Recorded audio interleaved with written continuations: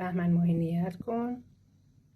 بهمن ماهی میبینم که با یه شخصی یک صحبت و گفتگوی داره، کشمکشی ممکنه بر سر پول باشه و یا حتی بر سر اون عشقی که گذاشتید و ایشون شما رو رها کرده رفته. یک کفش میبینم برای یک سری خواستگاری هست، قدمی که کسی براتون بر میداره، کسی که به زندگیتون وارد میشه انشاءالله تا 10 وعده آینده. ممکنه یک راه دعایی هم رفته باشه که این راه دعایی براتون انشاءالله عالیه.